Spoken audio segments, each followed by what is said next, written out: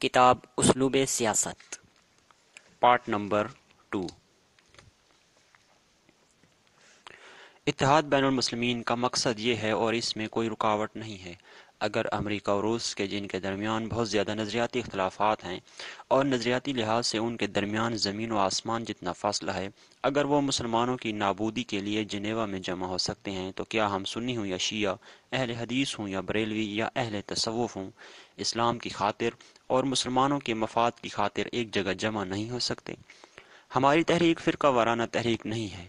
جس طرح کہ مجھ سے پہلے بھی بھائیوں نے عرض کیا، ہم یہ کہتے ہیں کہ ہر کسی کو اپنا حق دیا جائے اور ہر کسی کو اس کے اعتقادات کے مطابق آزادی ہونا چاہیے۔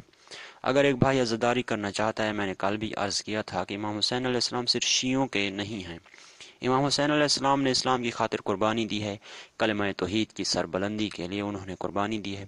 چاہیے تو یہ تھا کہ محرم و سفر میں سب کے سب مسلمان امام حسین علیہ الصلوۃ والسلام کی عظمت اور ان کے مقام بزرگواری کی تشریح کریں، لیکن اگر فرض کریں ہمارے دوسرے مسلمانوں کے پاس وقت نہیں ہے یا دوسرے مسائل ہیں تو ہم ان سے یہ توقع رکھتے ہیں کہ وہ ہمیں اجازت دیں کہ ہم آزادی کے ساتھ امام علیہ الصلوۃ والسلام کی عزاداری کو بجا لائیں، اور ہم یہ کہتے ہیں کہ سنی ہو یا شیعہ، سب کے سب اسلام کی خاطر اور پاکستان جو اسلام کے نام پر بنا ہے اس کے تحفظ کی خاطر ایک دوسرے کے ساتھ اخوت و برادری اور محبت سے زندگی گزاریں، اور ایک دوسرے کے خلاف نفرت پھیلانے اور باتیں کرنے کی نہ تو اسلام ہمیں اجازت دیتا ہے اور نہ ہی موجودہ حالات اس کی اجازت دیتے ہیں، اور ہماری تحریک نفاذ فقہ جعفریہ اتحاد بین المسلمین کے لیے کام کر رہی ہے اور الحمدللہ کسی حد تک کامیاب بھی ہے۔ البتہ جیسا کہ ہم نے عرض کیا کہ ہم بہرحال اپنے تشخص کو بھی برقرار رکھنا چاہتے ہیں، نہ یہ کہ ہم اپنے تشخص کو ختم کر دیں۔ تحریک نفاذ فقہ جعفریہ شیعوں کے جو مسائل ہیں ان کی تربیت کا مسئلہ، تعلیم کا مسئلہ ہو یا مسجد امام باڑے کا مسئلہ ہو، اس کے اغراض و مقاصد میں سے ایک یہ بھی ہے کہ اس سلسلے میں ہم نے دوسری جگہوں پر بھی عرض کیا کہ ہمارے پاس تو وسائل نہیں ہیں، البتہ ہمارے پاس جو خزانہ ہے وہ یہی ہمارے مومنین بھائی ہیں، اور جس طرح یہاں پر ہمارے شاہ صاحب تشریف فرما ہے، ان جیسے پاک اور مخلص لوگ کہ جن کے دلوں میں قومی و دینی مسائل کا جذبہ ہے، ان جیسے نوجوان ہیں جن کو اگر خدا نے کچھ دے دیا ہے تو ہم ان سے لے کر یہ اجتماعی کام کرتے ہیں۔ خداوند متعال نے ہمیں یہ توفیق دی ہے کہ ان جیسے مومنین پیدا ہو گئے جو اس قسم کی خدمت کرنا چاہتے ہیں، تو دوسرے صوبوں کی نسبت ہم بلوچستان کو اہمیت دیتے ہیں کہ ان کے مسائل کو حل کریں گے اور انہیں کبھی فراموش نہیں کریں گے۔ جیسا کہ پیش نماز کے بارے میں کہا گیا ہے، تو اس سلسلے میں بھی صوبہ بلوچستان کے صدر نے انتظامات کیے ہیں، اور ماہ رمضان اور اس کے بعد کے لیے بھی انشاءاللہ انتظام ہو جائے گا۔ البتہ الامور مرہونۃ باوقاتها، انشاءاللہ جب وقت آئے گا تو یہ سب کام ہو جائیں گے۔ اب آخر میں آپ سب بھائیوں کا ایک مرتبہ پھر شکریہ ادا کرتا ہوں، یہاں کے جو مومنین و مسلمین ہیں اور جن بھائیوں نے یہ انتظامات کیے ہیں، زحمت اٹھائی ہیں، اور اس کے علاوہ صوبہ بلوچستان کی کابینہ کہ جنہوں نے صوبہ بلوچستان میں کام کیا ہے اور خدمات انجام دی ہیں، اگر ہم ان کے احسانات کا شکریہ ادا نہ کریں تو یہ ایک قسم کی نمک حرامی ہوگی، احسان فراموشی ہوگی۔ ہم ان کے لیے دعا کرتے ہیں کہ خداوند متعال ہمارے ان بھائیوں کو اور توفیق دے تاکہ یہ بلوچستان میں اسلام و مسلمین اور ان غریبوں کے لیے زیادہ سے زیادہ خدمت کر سکیں۔ اور ساتھ میں آپ سے ایک توقع رکھتا ہوں، مرحوم مفتی جعفر حسین اعلی اللہ مقامہ کہ جو ہماری اس تحریک کے قائد اور بانی تھے، اور ان کے علاوہ ہماری تحریک کے دیگر جو شہداء ہیں، خصوصاً کوئٹہ میں ہمارے جو افراد شہید ہوئے ہیں، ان سب کے ایصال ثواب کے لیے ایک سورہ فاتحہ کی تلاوت فرمائیں۔ باغ آزاد کشمیر میں قائد شہید کا خطاب۔ بسم اللہ الرحمن الرحیم، الحمد للہ رب العالمین والصلاة والسلام علی سید الاولین والآخرین خاتم النبیین ابی القاسم محمد وعلی المعصومین من آلہ والمنتجبین من صحبہ، والسلام علینا وعلی عباد اللہ الصالحین، وبعد فقد قال العظیم اعوذ باللہ من الشیطان الرجیم ونريد ان نمن على الذين استضعفوا في الارض ونجعلهم ائمة ونجعلهم الوارثین۔ سورہ قصص آیت 5۔ سب سے پہلے میں آپ آزاد کشمیر اور بالخصوص باغ کے غیور فرزندوں کا تحلیل سے شکریہ ادا کرتا ہوں کہ آپ نے میرے لیے یہ موقع فراہم کیا کہ یہاں آ کر نزدیک سے آپ کی زیارت کر سکوں، چونکہ یہ اجتماع درمیان سے تقریر کٹی ہوئی ہے یہاں سے۔ مسلمانوں کی اجازت ہے، چاہے وہ ہندوستان اور کشمیر کے مظلوم مسلمان ہوں یا افریقہ سے تعلق رکھتے ہوں، افغانستان یا فلسطین کے رہنے والے ہوں، اسلام نے سب کو یہ حق دیا ہے وہ حرمین شریفین میں آ کر بغیر کسی ڈر و خوف کے اپنی مظلومیت کی آواز بلند کریں، اس لیے کہ وہ امن کی جگہ ہے۔ لیکن اسلام میں تحریف کرنے والے مسلمانوں سے یہ حق چھیننا چاہتے ہیں، صرف اس لیے کہ وہ امریکہ کو خوش کرنا چاہتے ہیں، کیونکہ وہاں مرد آباد امریکہ کے نعرے لگتے ہیں۔ برادران عزیز، اسلام کے لیے سب اس سے بڑا خطرہ کیا ہو سکتا ہے کہ اسلام امریکہ کے پیکٹوں میں بند ہو کر ہمارے پاس آئے۔ آج اگر ریگن افغانستان میں اسلامی حکومت کے حق میں بات کرتا ہے تو میں یہ پوچھتا ہوں کہ وہ کون سا اسلام ہے؟ وہ اسلام کہ جس میں ریگن کی بالادستی تسلیم کی جائے، جس میں کعبہ کی جگہ پر وائٹ ہاؤس کو اپنا کعبہ تسلیم کیا جائے؟ اگر ایسا نہیں ہے تو پھر ایران اسلامی میں ریگن کیوں اسلامی حکومت کی مخالفت کرتا ہے؟ ہم یہ سمجھتے ہیں کہ اس وقت ہمارے لیے سب سے خطرناک مسئلہ تحریف شدہ اسلام کا ہے، امریکہ کے پیکٹ میں لپٹا ہوا اسلام کی، جس میں جہاد نہ ہو، جس میں وَلَن يَجْعَلَ اللَّهُ الْكَافِرِينَ عَلَى الْمُؤْمِنِينَ سَبِيلًا کا تصور نہ ہو، جس میں اسلامی اقتصادی نظام نہ ہو۔ برادران عزیز، کیا ہم یہ نہیں کہتے کہ الیوم اکملت لکم دینکم؟ کیا اسلام ایک دین مکمل نہیں ہے؟ اگر اسلام ایک مکمل دین ہے تو پھر اقتصادیات میں ہمیں کیا ضرورت ہے کہ لینن اور کارل مارکس سے اس کے بارے میں کوئی پروگرام لیں؟ اسلام میں سب کچھ ہے، اسلام ایک اقتصادی پروگرام ہے، ہمیں سوشلزم کی کوئی ضرورت نہیں۔ ہم سمجھتے ہیں کہ یہ سب دھوکے ہیں، امریکہ اور یورپ کا سرمایہ دارانہ نظام ہو یا روس کا سوشلزم ہو، کمیونزم نظام ہو، سوائے استحصال اور غریب طبقے کا خون چوسنے کے ان میں اور کچھ نہیں۔ ہم یہ سمجھتے ہیں کہ اس وقت ہمارے لیے سب سے بڑا خطرہ یہ ہے کہ اسلام میں تعریف کی جا رہی ہے، جن چیزوں کا اسلام سے کوئی تعلق نہیں وہ اسلام کے نام پر ہم پر مسلط کی جا رہی ہیں، اور وہ جو چیزیں اسلام میں ہیں وہ اسلام سے نکالی جا رہی ہیں۔ آپ نے سنا ہوگا، آج سے تقریباً 40-50 سال پہلے کی بات ہے کہ جب مصر کے حوالے سے بات ہو رہی تھی، انگلستان کے وزیر اعظم نے قرآن اور کعبے کی طرف اشارہ کر کے پارلیمنٹ میں یہ کہا تھا کہ جب تک مسلمانوں کے پاس یہ کتاب ہے اور یہ کعبہ ہے، ہم انگریز ان کے قدرتی اور دیگر ذخائر پر کبھی قابض نہیں ہو سکتے۔ اگر ہم مسلمانوں کے ذخائر پر قبضہ کرنا ہے تو پہلے ہمیں ان سے قرآن چھیننا ہوگا، کعبہ چھیننا ہوگا۔ عزیز من، قرآن اور کعبے کے چھیننے سے کیا مراد ہے؟ اس کا مقصد یہ نہیں ہے کہ وہ ہم سے کتاب ضبط کر لیں گے، وہ تو کہیں گے کہ اسے پڑھو، لیکن اسے مساجد، مردوں کے اصالِ ثواب اور عقیدت کی حد تک محدود رکھو۔ معاشرے اور نظام میں قرآن کو فراموش کر دو، کعبہ بھی اسی طرح۔ ہم عبادت کے لیے وہاں تو جائیں، لیکن وہاں صحیح معنوں میں جو وحدت مسلمین کا مظاہرہ کیا جاتا ہے وہ نہ ہو۔ جب حاجی واپس آئیں تو کوئی ترک، کوئی فارس، کوئی عرب، کوئی عجم، کوئی کشمیری، کوئی سندھی وغیرہ وغیرہ۔ اس طرح وہاں تو ہم شیطان پر کنکریاں ماریں، لیکن وہاں سے آ کر سب سے بڑے شیطان یعنی امریکہ کے پابند ہو جائیں اور اس کے احکام کی تعمیل کریں۔ یہ وہ حج ہے کہ جس میں حج کے اجتماعی اور سیاسی پہلو کو فراموش کیا جائے۔ عزیز من، انگریز آج اپنے مقصد میں کامیاب ہو گئے ہیں۔ قرآن اور روح قرآن کو انہوں نے ہم سے چھین لیا ہے، حج کی روح کو انہوں نے ہم سے چھین لیا ہے۔ ان حالات میں کیا ہو سکتا ہے؟ اے مسلمان، حل من ناصر ینصرنا، سید الشہداء کا یہ استغاثہ آج بھی ہواؤں کے دوش پر اور فضاؤں میں گونج رہا ہے۔ کیا کوئی ہے جو اس آواز پر لبیک کہہ کر اسلام کی مدد کے لیے میدان میں آ جائے؟ افغانستان کا مسئلہ، اسلام کا مسئلہ، فلسطین کا مسئلہ، اسلام کا مسئلہ، لبنان کا مسئلہ، اسلام کا مسئلہ، کشمیر کا مسئلہ سب سے پہلے اسلام کا مسئلہ تھا، فلسطین سے بھی پہلے۔ لیکن افسوس آج ہم نے ان اسلامی مسائل کو فراموش کیا ہے۔ مجھے بہت افسوس ہوتا ہے جب میں کشمیر کے پہاڑوں کی طرف دیکھتا ہوں۔ بخدا پاکستان کے کونے کونے سے مجاہدین نے یہاں اپنا خون دیا ہے۔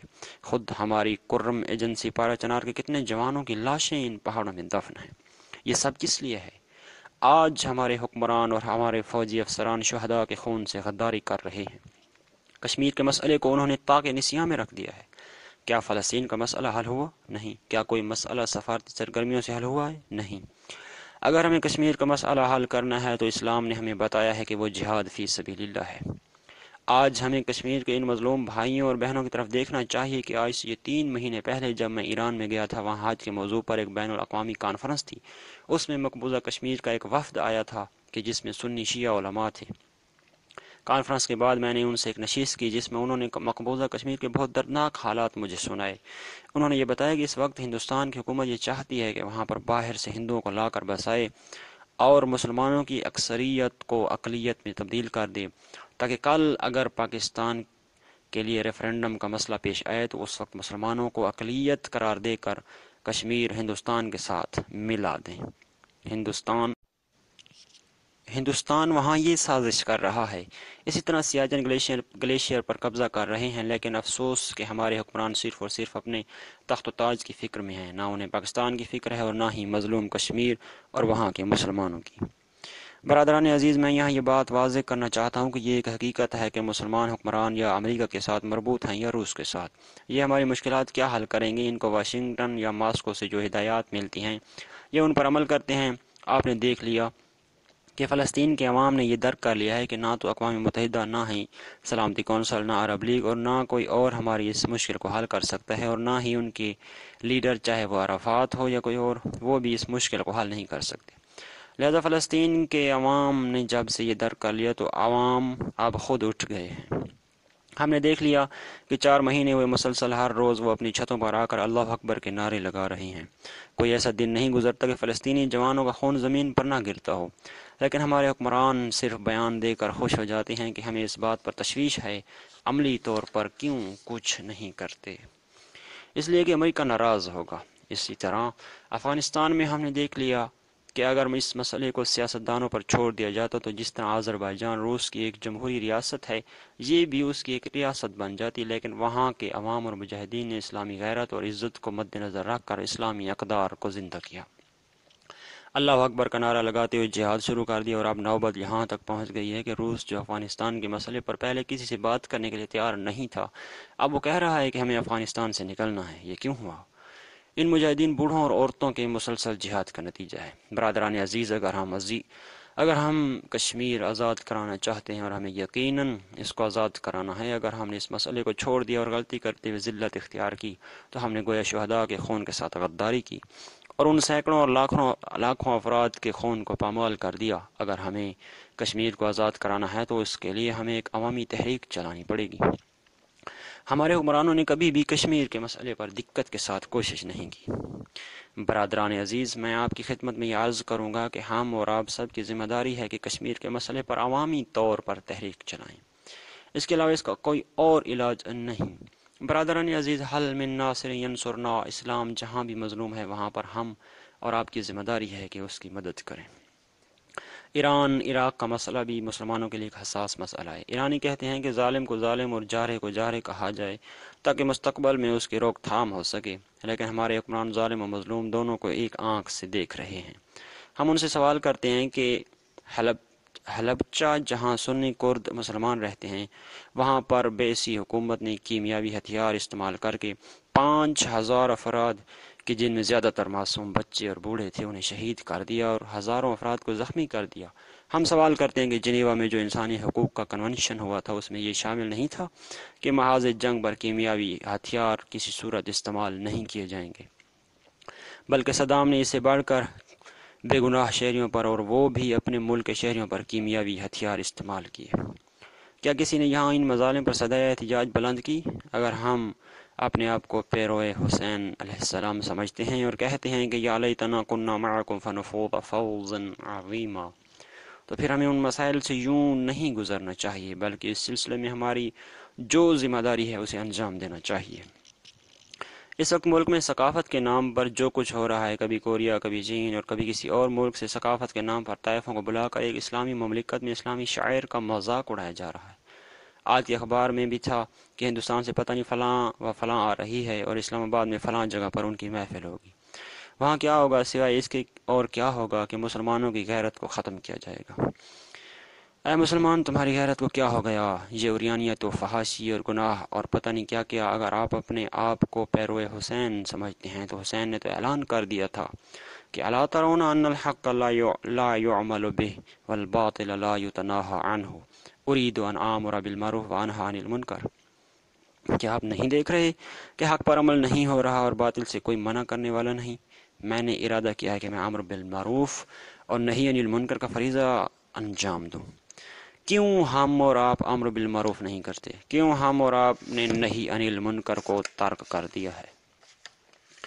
یا اس کے علاوہ فرقہ واریت اور قومیت کے حوالے سے ملک میں جو کچھ ہو رہا ہے، ہماری اور آپ کی ذمہ داری ہے کہ ان کے خلاف جہاد کریں۔ ہم یہ سمجھتے ہیں کہ چونکہ تحریک نفاذ فقہ جعفریہ ملک میں اتحاد بین المسلمین کے لیے فرقہ واریت، قومیت، عریانی اور فحاشی کے خلاف کام کر رہی ہے، امریکہ اور روس کی مخالفت کر رہی ہے اور حکومت کی جو غلطیاں ہیں وہ عوام کے سامنے لا رہی ہے، اس لیے حکومت ہمارے جوانوں کو تنگ کر رہی ہے، ہمارے کارکنوں کو ڈرایا اور دھمکایا جا رہا ہے۔ آپ جائیں اور کوئٹہ دیکھ لیں، ہمارے امامیہ اسٹوڈنٹس آرگنائزیشن کے جوانوں کو پکڑ کر جیل میں رکھا ہوا ہے، انہیں من گھڑت مقدمات میں ملوث کر کے تقریباً 3 ماہ سے جیل میں رکھا ہوا ہے۔ پنجاب میں بھی ہمارے بھائیوں کو متعدد جیلوں میں ڈال دیا گیا ہے، اور اب ڈیرہ اسماعیل خان میں ہمارے بھائیوں نے عید نوروز کے موقع پر ایک پرامن مذہبی جلوس نکالا، پولیس نے ان پر آنسو گیس پھینکی، اس کے بعد ان پر فائرنگ کی۔ صرف اسی پر انہوں نے اکتفا نہیں کیا بلکہ گھروں میں گھس کر انہوں نے ہمارے ناموس کی بے حرمتی کی، ہماری بہنوں کے سروں سے چادریں اتاریں، اور جن والدین نے اپنی بچیوں کے لیے جہیز بنایا ہوا تھا اس کو اٹھا کر لے گئے۔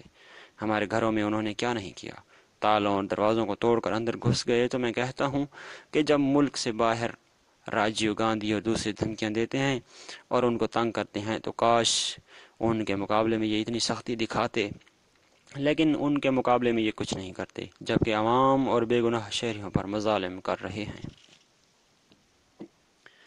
ہم حکومت پر واضح کرنا چاہتے ہیں کہ اگر حکومت ہمارے جوانوں کو ان چیزوں سے ڈرائے دھمکائے تو یقیناً ہمارے جوان اس سے ڈرنے والے نہیں، حق کی بات کریں گے، حق کے مقابلے میں ان کو جو قیمت بھی ادا کرنا پڑی وہ کریں گے، لیکن کبھی حق سے پیچھے نہیں ہٹیں گے۔ اے عزاداران حسین، ہم جب سید الشہداء علیہ الصلوۃ والسلام کے نام پر یہاں جمع ہوئے ہیں تو ہمیں ان کی تعلیمات کو بھی اپنانا ہوگا، ان کے اغراض و مقاصد کو مد نظر رکھنا ہوگا، ان کی شہادت کے فلسفے کی طرف توجہ کرنا ہوگا۔ برادران عزیز، آج سید الشہداء علیہ الصلوۃ والسلام ہم سے یہ چاہتے ہیں کہ ہم اسلام کے نام پر متفق ہو جائیں۔ آج مسئلہ شیعہ اور سنی کا نہیں، آج خدا نخواستہ اگر کفر کہیں غالب آتا ہے تو اس میں شیعہ ہو یا سنی، نقصان اسلام کا ہوگا۔ آج ہمیں اسلام کے نام پر متحد و متفق ہونا چاہیے۔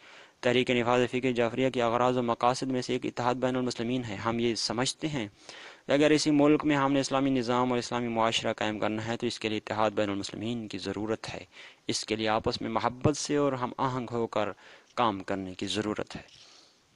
اے برادران عزیز اور اے عزاداران سید الشہداء علیہ الصلوۃ والسلام، آپ سے میں خصوصی طور پر گزارش کروں گا کہ آپ سب عزادار ہیں، یا علی کے نعرے لگانے والے ہیں، سب یا حسین کر کے ماتم کرنے والے ہیں، کوئی بھی اختلاف آپ کے درمیان نہیں۔ اگر کوئی جزوی اختلاف ہے تو آج ہمیں ان جزوی اور ذاتی اختلافات کو بلند اور وسیع مفادات کے لیے بھلا دینا چاہیے۔ خدا کا بھی یہی فرمان ہے، وَلَا تَنَازَعُوا فَتَفْشَلُوا وَتَذْهَبَ رِيحُكُمْ۔ اے مسلمان، آپس میں نزاع و جھگڑا نہ کرو، اگر آپس میں جھگڑا کرو گے تو تم کمزور ہو جاؤ گے اور دشمنوں کے دلوں پر تمہارا جو رعب ہے وہ ختم ہو جائے گا۔ سورہ انفال آیت 46۔ میں حسین ابن علی علیہ الصلوۃ والسلام کے حوالے سے آپ کی خدمت میں یہ عرض کروں گا کہ آپ خصوصاً آزاد کشمیر میں آپس میں محبت اور الفت کے ساتھ زندگی گزاریں، اسلام کے لیے سوچو، کام کرنا چاہتے ہو تو اسلام کے لیے کام کرو۔ قل انما اعظکم بواحدۃ ان تقوموا للہ مثنی وفرادا، سورہ سبا آیت 46۔ دو کی شکل میں یا انفرادی طور پر دین خدا اور کلمہ حق کی سربلندی کے لیے کھڑے ہو جاؤ۔ آج میں سمجھتا ہوں کہ ہندوستان کے اندر بسنے والے مسلمانوں کی نظریں آپ کی طرف ہیں، مقبوضہ کشمیر کے مظلوم مسلمان آپ کی طرف دیکھ رہے ہیں، اسی طرح دوسری جگہوں پر مظلوم مسلمانوں کی نظریں آپ پر ہیں۔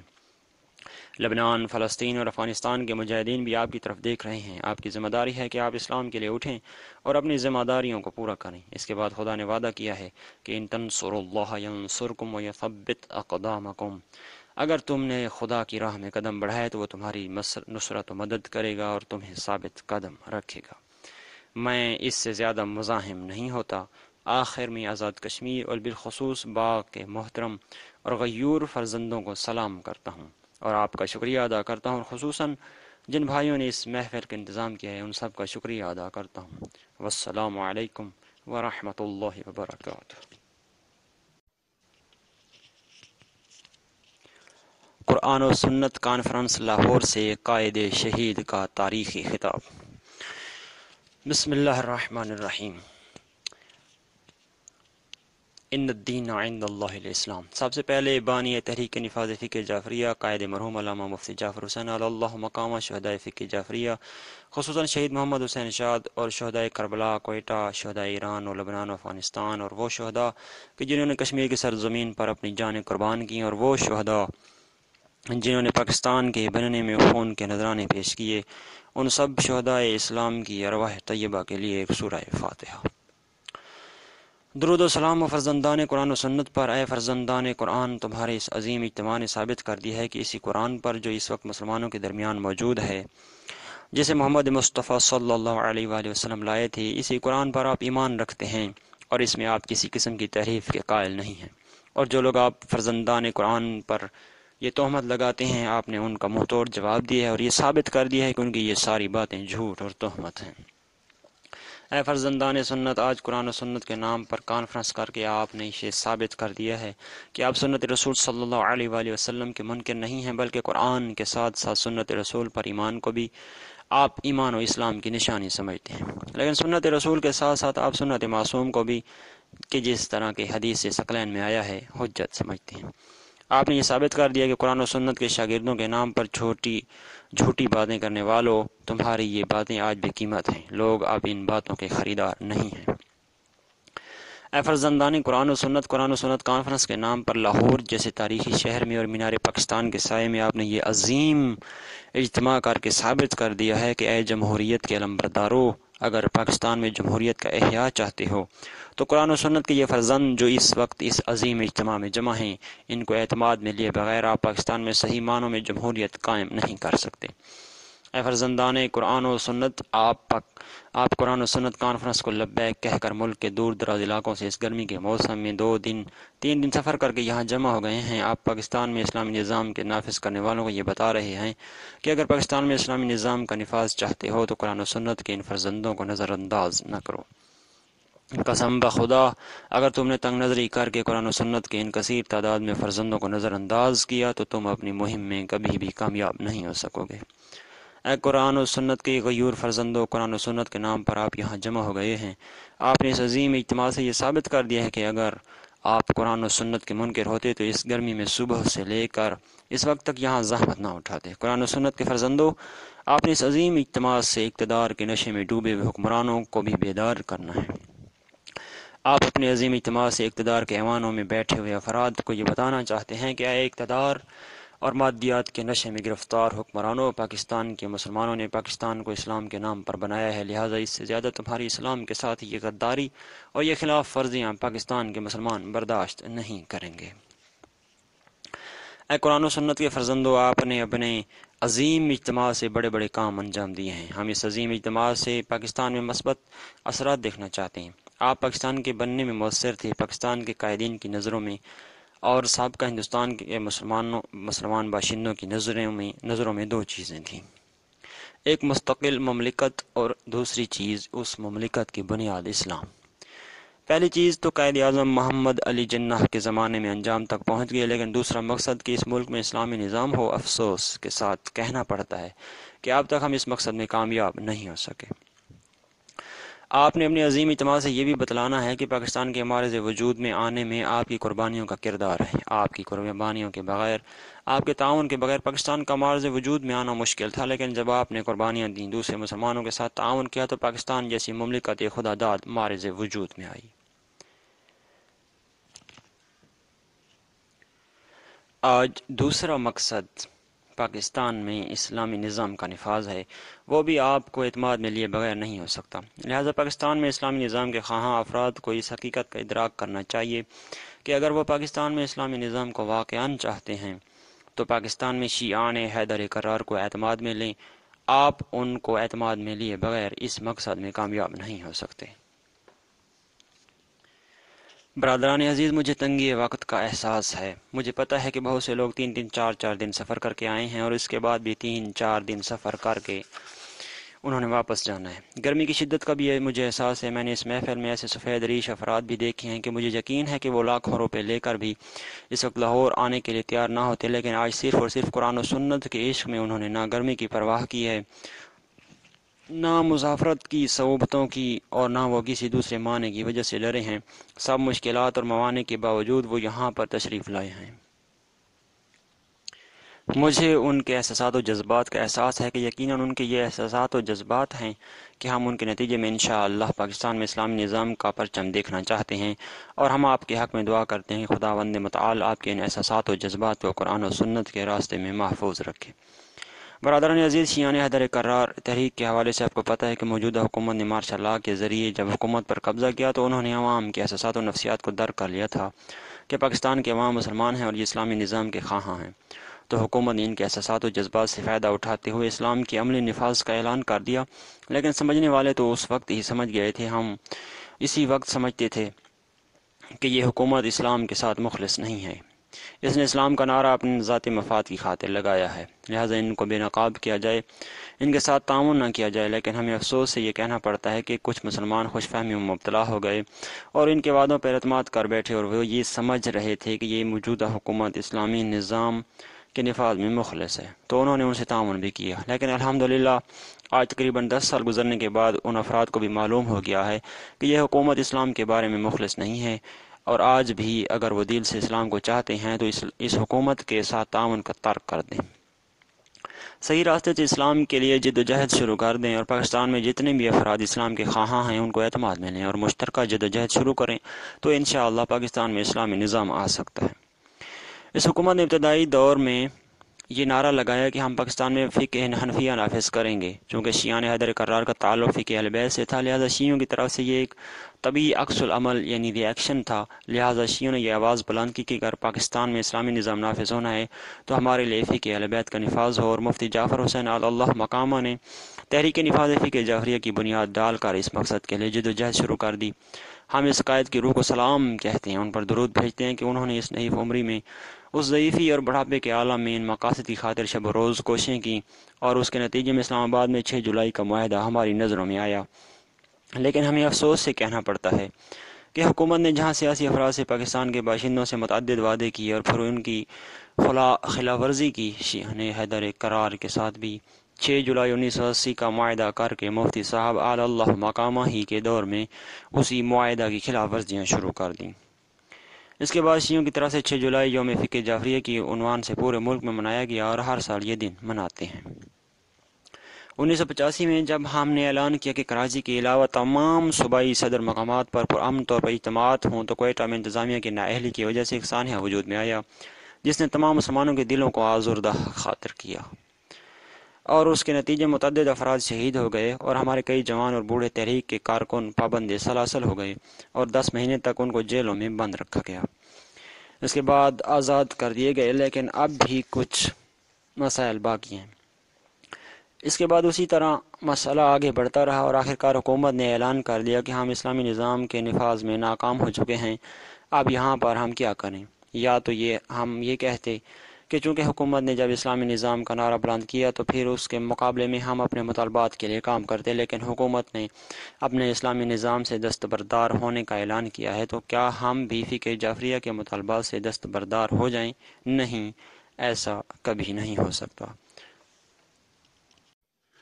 جو سفر قوم کے نوجوانوں نے علماء کی قیادت میں شروع کیا تھا، اس سفر کو ہم روک لیں یا پیچھے کی طرف ہم اسے واپس کر دیں، نہیں، ایسا نہیں ہوگا۔ ہم نے یہ احساس کیا کہ اب ہماری ذمہ داری اور زیادہ ہو گئی ہے۔ اگر پہلے ہماری ذمہ داری صرف شیعوں کے لیے فقہ جعفریہ کے نفاذ کا مطالبہ تھا، تو آج اس سے بڑھ کر جہاں ہم شیعوں کے لیے فقہ جعفریہ کے نفاذ کا مطالبہ کرتے ہیں، تو وہاں ہم پورے ملک میں اسلامی نظام کا مطالبہ کریں گے اور اسلامی نظام کے لیے جد و جہد کریں گے، ایک ایسے اسلامی نظام کا نفاذ کے جس کے تحت مسلمان اخوت اسلامی اور صلح و سمیمت کے ساتھ اپنے مکتب و عقائد کے مطابق آزادی کے ساتھ زندگی گزار سکیں اور مشترکہ دشمن کے مقابلے میں سیسا پلائی ہوئی دیوار بن جائیں۔ لہٰذا ہم نے اپنے بھائیوں سے کہہ دیا ہے، تحریک کے کارکنوں اور علماء کی خدمت میں عرض کیا ہے کہ اے علماء اسلام، اے فرزندان قرآن و سنت، آج آپ کی ذمہ داری اور بڑھ گئی ہے۔ آج آپ کو اپنی توانائیوں کو بھرپور طریقے سے اس نظام کے لیے خرچ کرنا ہوگا۔ لہٰذا ہم نے اپنے پروگرام کو اس طرح کر دیا کہ جہاں ہم اتحاد بین المسلمین کے پلیٹ فارم پر ہمیشہ سے جد و جہد کرتے رہے، علماء اسلام کے ساتھ مسلمانوں کے مصالح کی خاطر اور اسلام کے دشمنوں کی سازشوں کو ناکام بنانے کے واسطے آپس میں اعتماد کرتے رہے اور اس کے لیے ہم منصوبہ بندی کرتے رہے۔ اس کے ساتھ ساتھ ہم نے احساس کیا کہ اگر پورے ملک میں نفاذ اسلام کے لیے ہم بات کرتے ہیں تو پھر صرف دین کے حوالے سے، اور ادھر ہمارا عقیدہ ہے کہ اسلام میں دین سیاست سے جدا نہیں بلکہ سیاست دین کا ایک جزو ہے، اور ہم نے یہ دیکھ لیا ہے کہ ہمارے سیاسی مسائل ہمارے مذہبی مسائل پر اثر انداز ہوتے ہیں۔ ہمارے مذہبی مسائل ہمارے سیاسی مسائل سے جدا نہیں، تو ہم نے جب یہ احساس کیا کہ اسلام کے اصول بھی یہی ہیں، تو پھر ہم نے یہ کہہ دیا کہ ملکی مسائل سے اور بین الاقوامی مسائل سے ہم لا تعلق نہیں رہ سکتے۔ ملک میں کیا ہو رہا ہے، ہم پر کیسا نظام مسلط ہے، ایک ایسا نظام جس کے تحت امیر امیر تر ہوتا جا رہا ہے اور غریب غریب تر ہوتا رہے۔ رشوت، جھوٹ، برائیاں، عریانیت، فحاشی، عیاشی اور دیگر برائیاں روز بروز بڑھتی جا رہی ہیں۔ اس کے ساتھ ساتھ سامراج امریکی اور روسی استعمار پاکستان کو اپنے لیے سیاسی میدان سمجھ کر یہاں پر گھناؤنا کھیل کھیلتے ہیں۔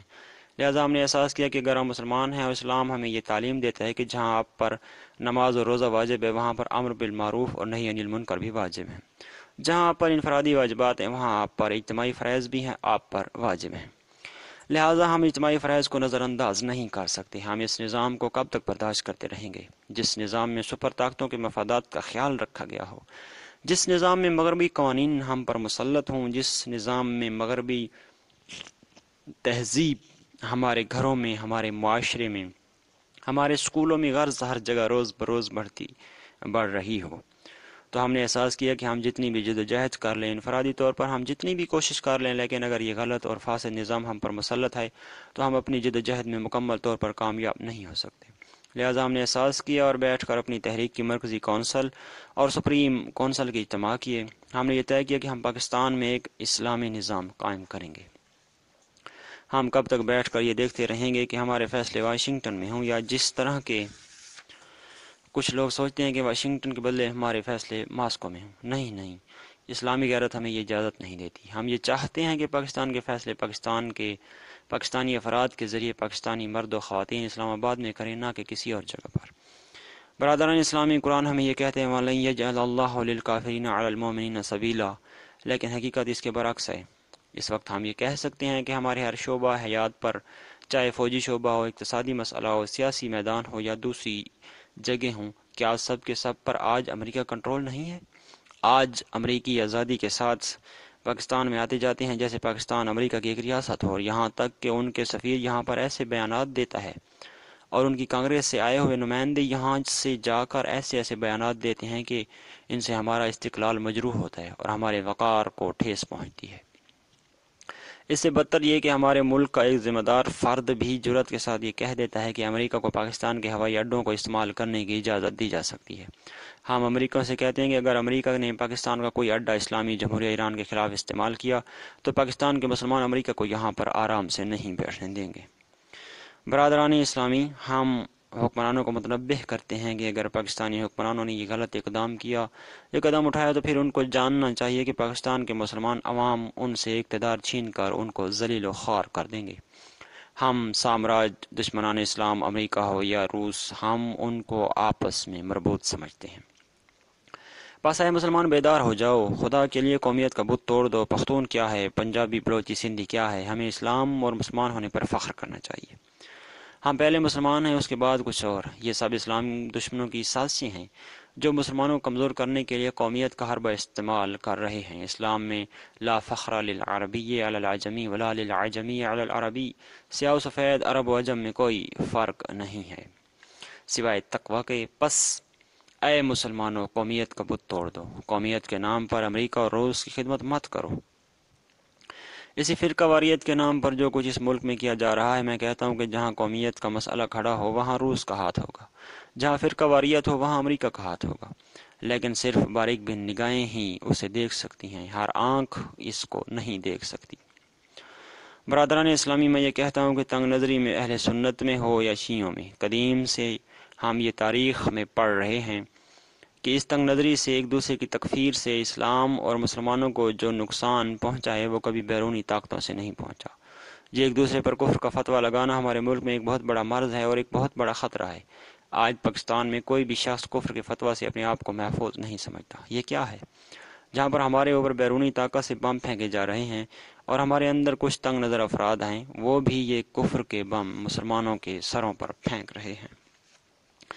برادران عزیز، میں عرض کروں گا کہ سنی ہو یا شیعہ، بریلوی ہو یا اہل حدیث، دیوبندی ہو یا اہل تصوف، اے مسلمان، اے کلمہ توحید کے فرزند، میں آپ سے یہ سوال کرتا ہوں کہ آپ جو یہ جھگڑے کرتے ہیں ان کے نتیجے میں کس کو فائدہ پہنچ رہا ہے؟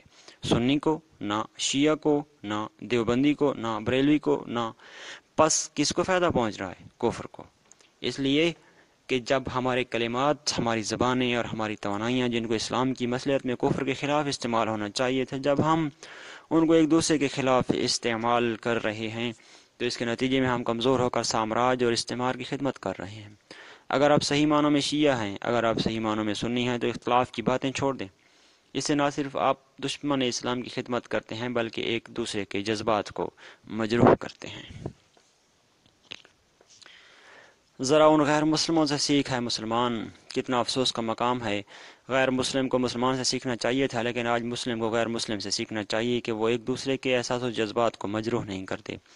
آپ یقین کیجئے کشمیر کا مسئلہ آج حل ہو جاتا، فلسطین کا مسئلہ حل ہو چکا ہوتا، افغانستان کا مسئلہ پیدا نہ ہوتا، ہندوستان میں مسلمانوں کا قتل عام نہ ہوتا، عراق، ایران کے حوالے سے غیروں کے اشارہ پر ایران اسلامی پر جنگ مسلط نہ کی جاتی، کویت، فلسطین، تیونس، مصر اور دوسرے اسلامی ممالک میں اسلام خواہی کے جرم میں لوگوں کو نہ پکڑا جاتا، اسلامی تعلیمات پر ترکیہ اور انڈونیشیا میں پابندی نہ ہوتی۔ یہ سب کچھ کیوں ہے؟ یہ صرف اس لیے ہے کہ ہم قرآن کی تعلیمات سے دور ہو گئے ہیں، ہم اختلافات کا شکار ہو گئے ہیں، ہماری کوئی مرکزیت نہیں ہے۔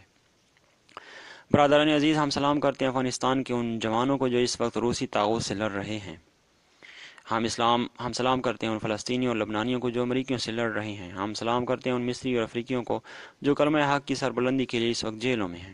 ہم سلام کرتے ہیں ان ہندوستانی مظلوم مسلمانوں کو، کشمیر میں مظلوم مسلمانوں کو ہم سلام کرتے ہیں۔ ہم سلام پیش کرتے ہیں عراق میں ان مسلمانوں کو جو صدام سے آزادی کے لیے لڑ رہے ہیں۔ ہم سلام کرتے ہیں ایرانی مسلمانوں کو جو قائد عظیم الشان امید مستضعفین جہان حضرت ایت اللہ العظمیٰ امام خمینی کی قیادت میں تمام مسلمانوں کے لیے، تمام محرومین کے لیے اس وقت سپر طاقتوں سے نبرد آزما ہے۔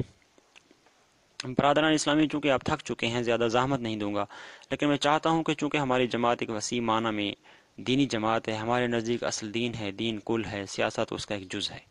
ہم سیاست کو دین کا تابع سمجھتے ہیں۔ ہم نے اس حوالے سے ایک منشور کا اعلان کیا ہے، لہذا اس کو آگے بڑھانے کے لیے ہم چاہتے ہیں کہ اپنی قوم کے ذمہ دار افراد سے کچھ باتیں کریں۔ ان ذمہ دار افراد میں پہلا گروہ وہ ہے جو عزاداری سید الشہداء کے پیغام کو آگے بڑھاتے ہیں، حسینی مشن کے ذمہ دار ہیں۔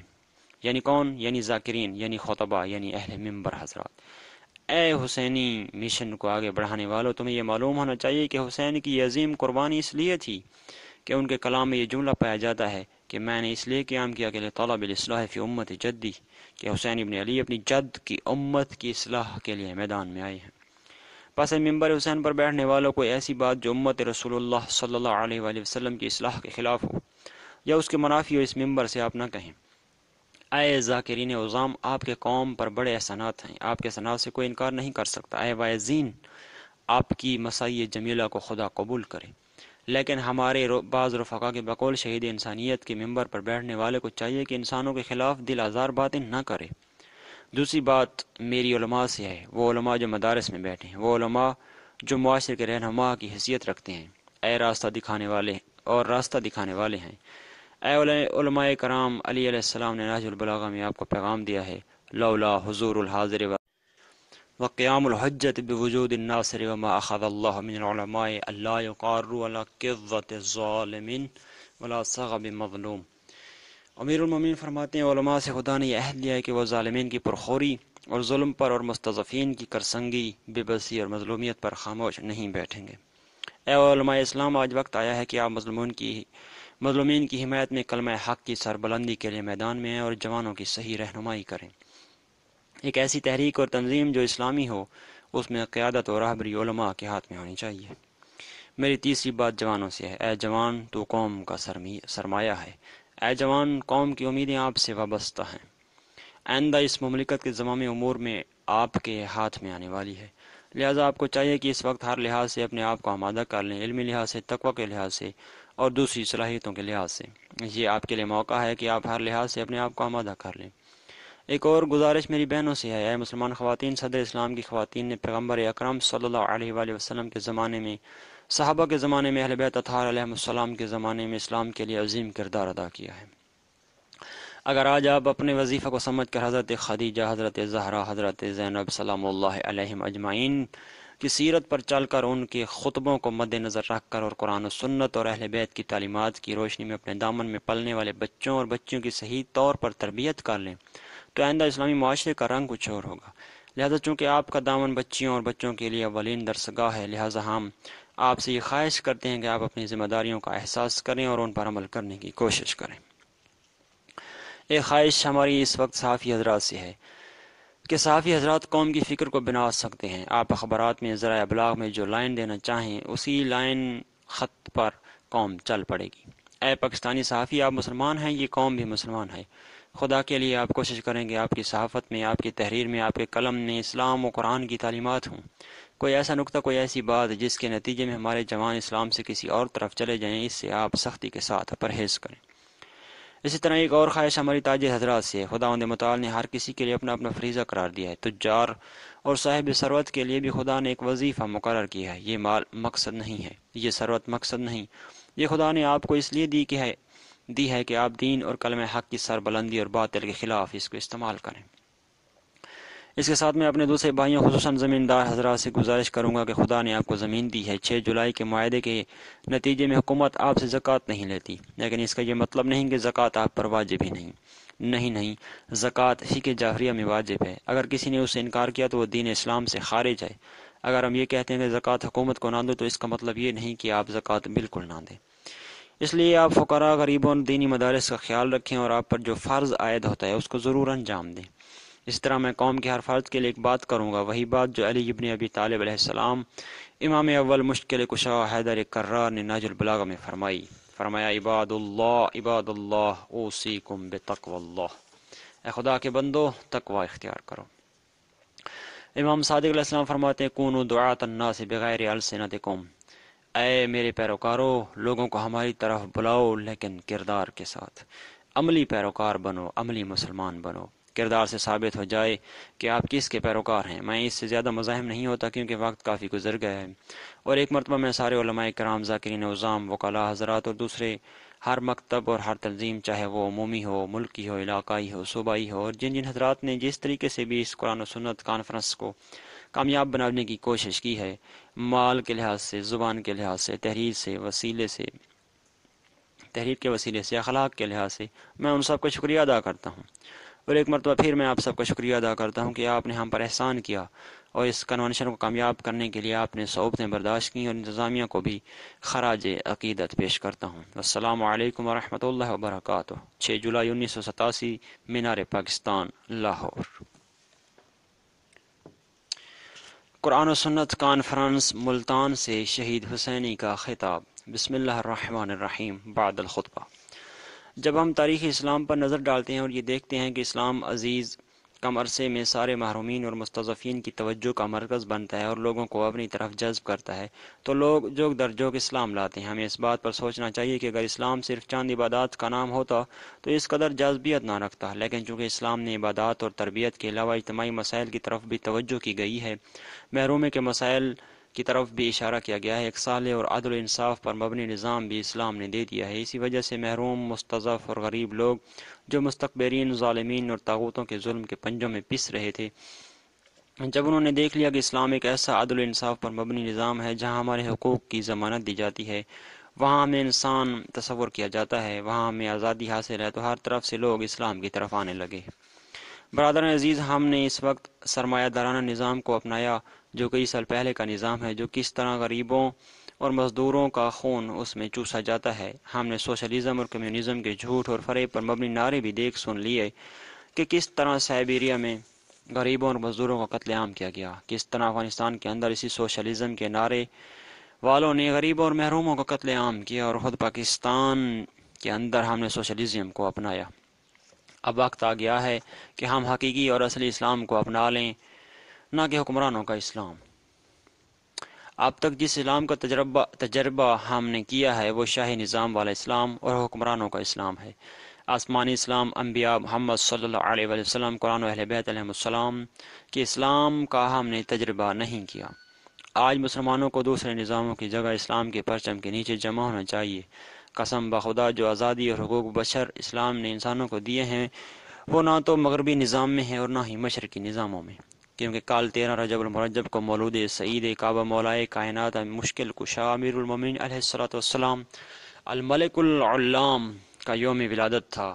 اس لیے ہماری ولایت، ہماری ولا کبھی ہمیں اجازت نہیں دیتی کہ آج کے دن اس عظیم ہستی کہ جس نے دنیا کو بتایا کہ ایک اسلامی نظام کیسا ہوتا ہے، جس نے صحیح ڈیموکریسی کے خطوط واضح کیے، جنہوں نے بتایا کہ اگر غریبوں اور محروموں کا درد ہے تو صرف اور صرف علی کے سینے میں ہے، ہم اس کے ذکر کے بغیر قرآن و سنت کانفرنس کو نامکمل سمجھیں گے، اس لیے کہ علی عدیل قرآن ہیں۔ انی تارک فیکم الثقلین کتاب اللہ وعترتی اہل بیتی ما ان تمسکتم بہما لن تضلوا بعدی ابدا۔ علی جو عدیل قرآن ہے، جو شریک قرآن ہے۔ شریک قرآن کا مطلب یہ ہے کہ جس طرح ہم مسلمانوں پر رسول اعظم صلی اللہ علیہ وآلہ وسلم اور قرآن حجت ہیں، ان کی اتباع واجب ہے، اسی طرح علی بن ابی طالب علیہ السلام ہم پر حجت ہیں اور ان کی پیروی ہم پر واجب ہے۔ علی مفسر قرآن اور اشارہ سنت نبوی ہیں، کیونکہ ہم قرآن و سنت کے نام پر یہاں جمع ہوئے ہیں۔ اگر ہم ان کے عدل و انصاف پر مبنی نظام حکومت کے بارے میں بحث نہ کریں تو جیسا کہ میں نے عرض کیا کہ ہماری کانفرنس نامکمل ہوگی۔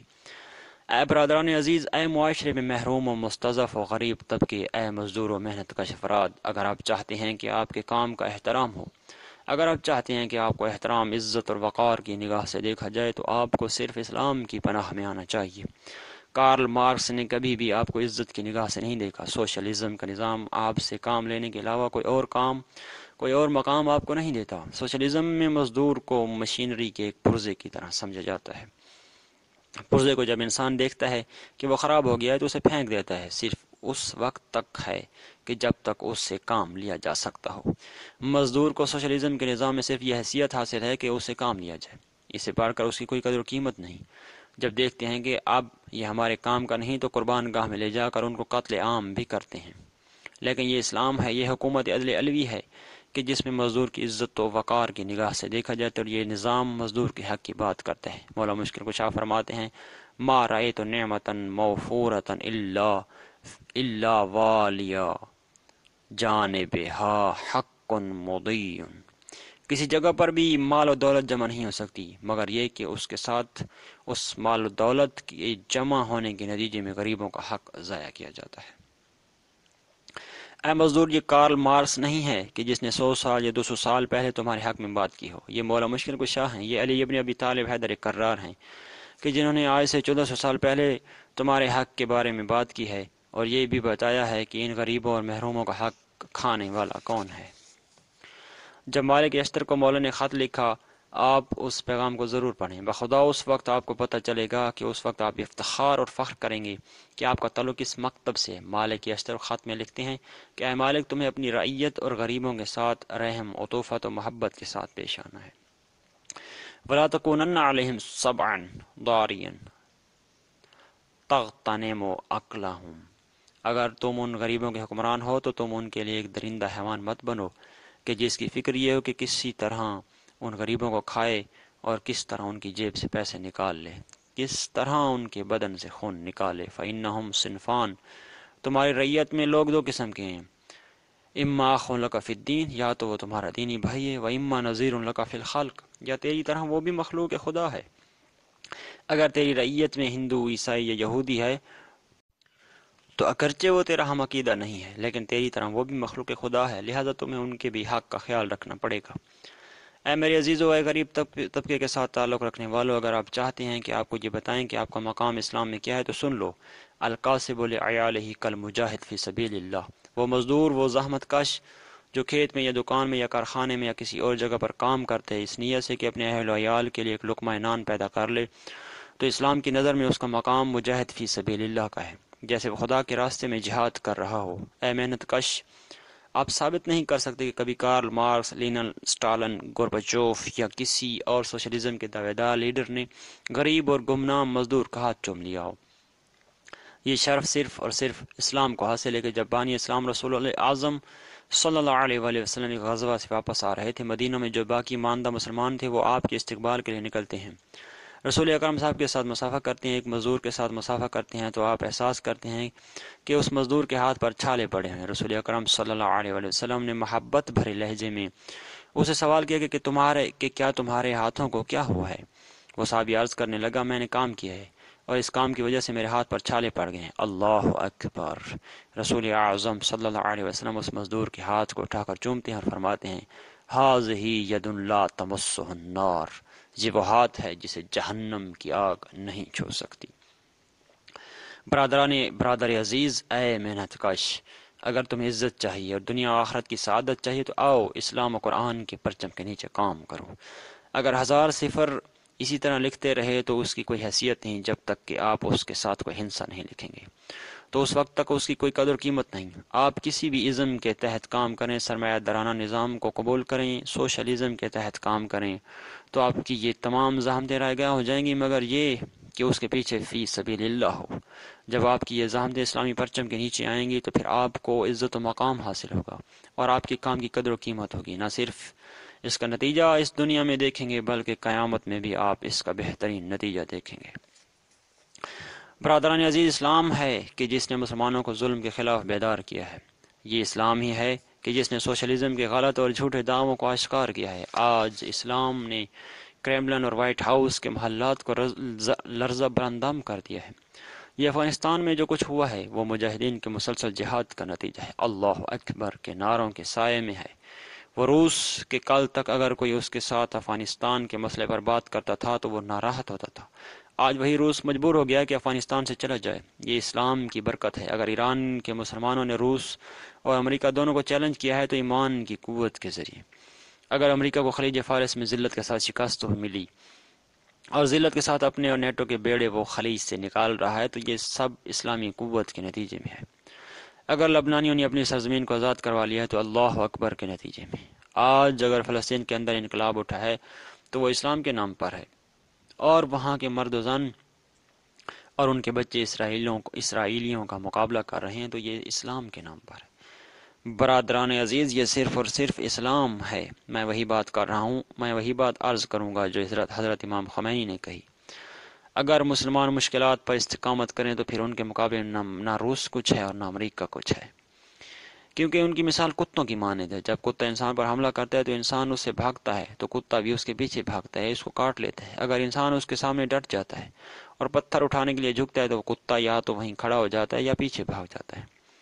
آج امریکہ اور روس کی بھی یہی مثال ہے۔ ایران کے مسلمانوں نے مسلسل 5 سال استقامت دکھائی۔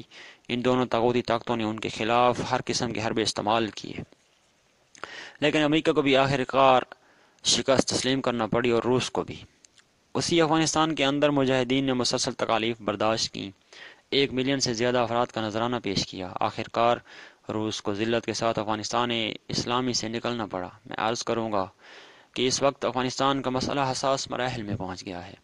ہم نے پہلے دن سے یہ اعلان کیا تھا کہ یہ انقلاب ایک اسلامی انقلاب ہے۔ افغانستان کے عوام امریکہ کے اشارے پر نہیں اٹھے تھے، مادیت کے لیے نہیں اٹھے تھے۔ جب انہوں نے افغانستان کے اندر اسلامی شعائر کو غیر محفوظ تصور کیا تو وہ اٹھ کھڑے ہوئے، لیکن امریکہ جو سب سے بڑا شیطان ہے اس نے فرصت کو غنیمت سمجھتے ہوئے اس انقلاب کو اسلامی راستے سے ہٹانے کے لیے بھرپور سازشیں شروع کر دی ہیں۔ ہم نے یہ کہہ دیا ہے کہ چونکہ افغان عوام کے صحیح نمائندے مجاہدین ہیں، لہذا روس کے ساتھ جنیوا مذاکرات میں اصلی فریق مجاہدین ہیں۔ اگر وہ نہ ہو تو ہماری حکومت کو ایسے مذاکرات میں شرکت نہیں کرنا چاہیے، لیکن آپ کو تو علم ہے کہ حکومت نے ان مذاکرات میں کس کے اشاروں پر شرکت کی۔ ہم نے اعلان کیا کہ جنیوا مذاکرات کے نتیجے میں ایک آزاد، خود مختار اور اسلامی حکومت قائم ہو سکتی ہے تو ہم اس کی تائید کریں گے، لیکن اگر ان مذاکرات کے نتیجے میں روس کو امتیاز دیا جاتا ہے یا امریکہ کو مراعات دی جاتی ہیں تو ہم اسی قسم کے معاہدے کو دوسرا کیمپ ڈیوڈ معاہدہ سمجھیں گے اور اسے مسلمانوں کے ساتھ غداری تصور کریں گے۔ برادران عزیز، ہم یہ واضح کرنا چاہتے ہیں کہ تحریک نفاذ فقہ جعفریہ پاکستان کے اندر اسلامی نظام کے لیے جدوجہد جاری رکھے گی، اور پاکستان سے باہر بھی جہاں جہاں پر اسلامی نظام کے لیے جو افراد، جماعتیں، تنظیمیں کام کر رہی ہیں ہم ان کی ہر طرح حمایت کریں گے۔ ہم یہ فخر کے ساتھ کہہ سکتے ہیں کہ اگرچہ ہمارا نام فقہ جعفریہ کے ساتھ مخصوص ہے، لیکن جہاں فقہ جعفریہ کے ماننے والے اپنے لیے فقہ جعفریہ کے نفاذ کا مطالبہ کرتے ہیں، اسی طرح وہ پاکستان کے اندر اسلامی نظام اور اپنے دوسرے بھائیوں کے لیے ان کی فقہ کا مطالبہ کرتے ہیں۔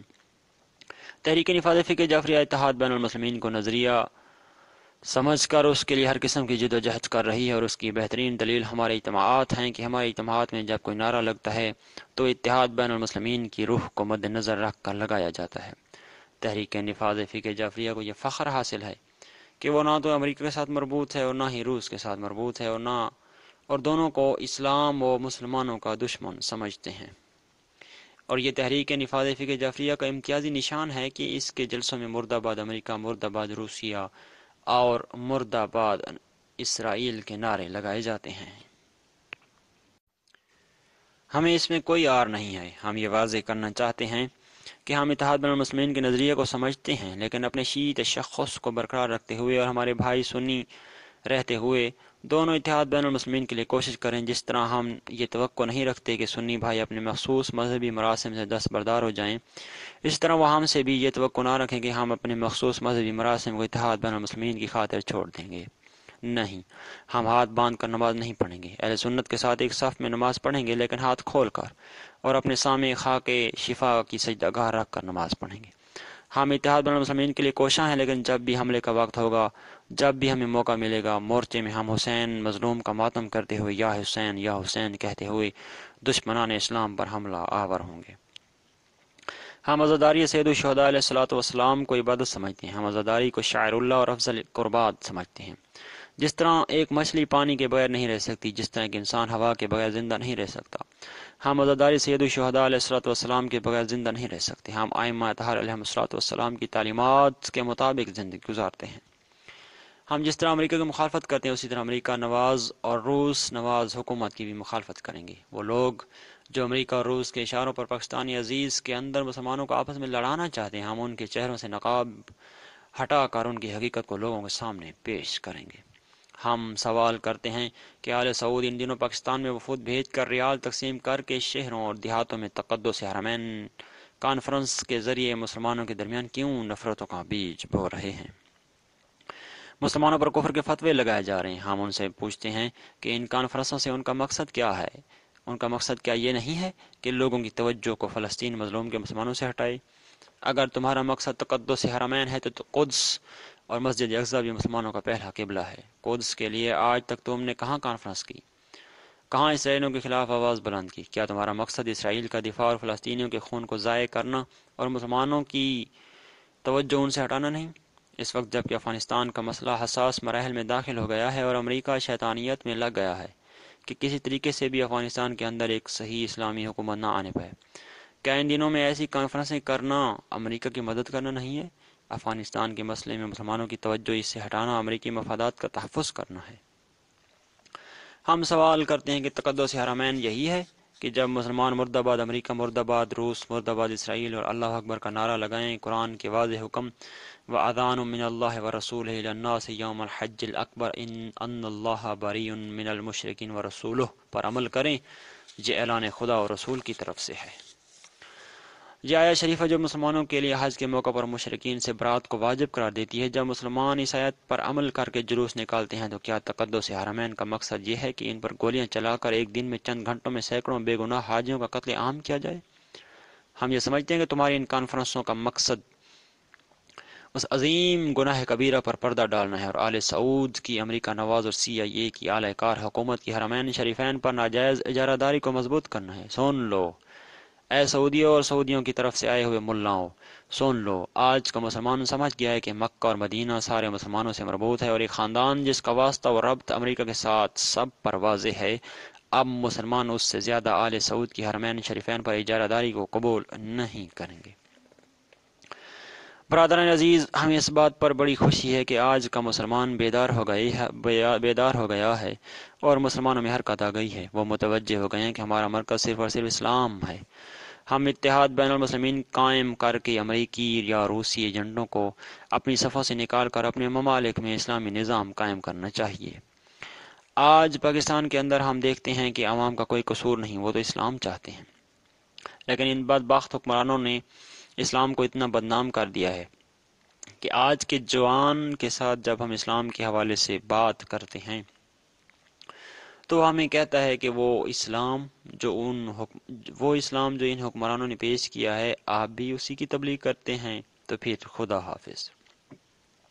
لیکن ہم ایسے جوانوں کی خدمت میں عرض کرتے ہیں کہ ہم جس اسلام کی بات کرتے ہیں وہ اسلام اللہ کا اسلام ہے، قرآن و محمد مصطفیٰ صلی اللہ علیہ وآلہ وسلم کا اسلام ہے، اہل بیت اطہار علیہم السلام کا اسلام ہے۔ بلکہ یوں کہوں کہ خلفائے راشدین کا اسلام ہے، جس میں جہاد ہے، جس میں امر بالمعروف و نہی عن المنکر ہے، وہ اسلام جس میں ما سوائے اللہ کے امریکہ، روس یا کسی اور کی بالادستی کا تصور ہی نہیں۔